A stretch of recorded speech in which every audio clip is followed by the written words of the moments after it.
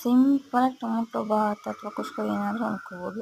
ಒಂದು ಕುಕ್ಕರ್ಗೆ ಎಣ್ಣೆ ಹಾಕಿ, ಎಣ್ಣೆ ಕಾದ್ಮೇಲೆ ಚಕ್ಕೆ, ಲವಂಗ, ಏಲಕ್ಕಿ ಮತ್ತು ಪಲಾವ್ ಎಲೆ ಹಾಕಿ ಸ್ವಲ್ಪ ಫ್ರೈ ಆಗೋ ತನಕ ಹಾಕಿದಾದ್ಮೇಲೆ ಈರುಳ್ಳಿ ಹಾಕಿ ಸ್ವಲ್ಪ ಬ್ರೌನ್ ಕಲರ್ ಬರೋ ತನಕ ಫ್ರೈ ಮಾಡಿ, ಅದಾದಮೇಲೆ ಸ್ವಲ್ಪ ಟೊಮೊಟೊ ಹಾಕಬೇಕು.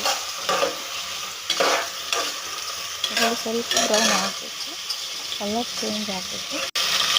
ಸ್ವಲ್ಪ ಟೊಮೊಟೊ ಹಾಕಿ ಫ್ರೈ ಮಾಡಿ, ಸ್ವಲ್ಪ ಮೆತ್ತಗಾಗಬೇಕು. ಟೊಮೊಟೊ ಮೆತ್ತಗಾಗೋ ತನಕ ಫ್ರೈ ಮಾಡಬೇಕು. ಸ್ವಲ್ಪ ಅರಿಶಿನ ಹಾಕಿ ಮಿಕ್ಸ್ ಮಾಡಿ, ನಂತರ ಸ್ವಲ್ಪ ಶುಂಠಿ ಬೆಳ್ಳುಳ್ಳಿ ಪೇಸ್ಟ್ ಹಾಕಬೇಕು. ಬಟಾಣಿನ ರಾತ್ರಿ ನೆನೆಸಿಟ್ಟಿದ್ದೆ ಫ್ರೆಂಡ್ಸ್.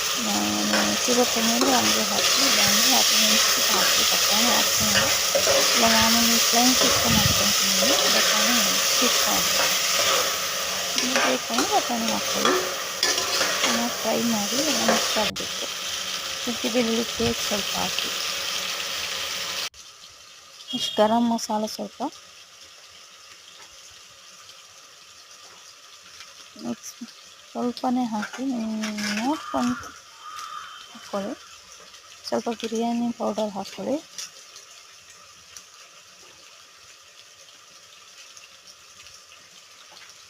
ಹಾಕ್ಕೊಂಡೆಲ್ಲ ಫುಲ್ ನೀಟಾಗಿ ಮಿಕ್ಸ್ ಮಾಡ್ಕೊಳ್ಳಿ.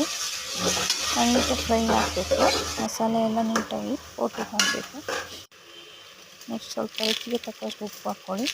ಟೇಸ್ಟಿಗೆ ತಕ್ಕನಂಗೆ ನೋಡ್ಕೊಂಡು ಹಾಕ್ಕೊಳ್ಳಿ.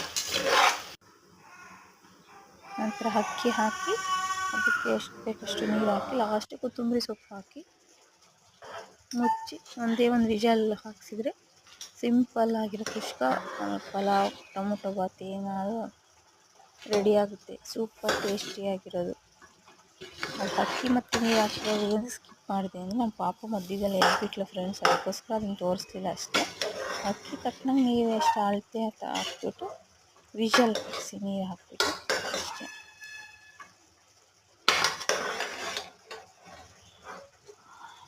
ಎಲ್ಲ ನೀಟಾಗಿ ಕುಕ್ಕರ್ ತೆಗೆದ್ಮೇಲೆ ಎಲ್ಲ ನೀಟಾಗಿ ಮಿಕ್ಸ್ ಮಾಡ್ಕೊಳ್ಳಿ. ಕೆಳಗೆಲ್ಲ ಇರುತ್ತೆ, ಫುಲ್ ನೀಟಾಗಿ ಮಿಕ್ಸ್ ಮಾಡಿದ್ಮೇಲೆ ಟೇಸ್ಟ್ ನೋಡಿ, ಸೂಪರಾಗಿರುತ್ತೆ. ಟೇಸ್ಟ್ ಮಾಡ್ಕೊಳ್ಳಿ. ಮೊಸರು ಗೊಜ್ಜಿದ್ರೆ ಮೊಸರು ಗೊಜ್ಜು ಮಾಡ್ಕೊಳ್ಳಿ. ನಾನು ಮಾಡಿಲ್ಲ ಇಲ್ಲಿ. ಸೂಪರಾಗಿರುತ್ತೆ.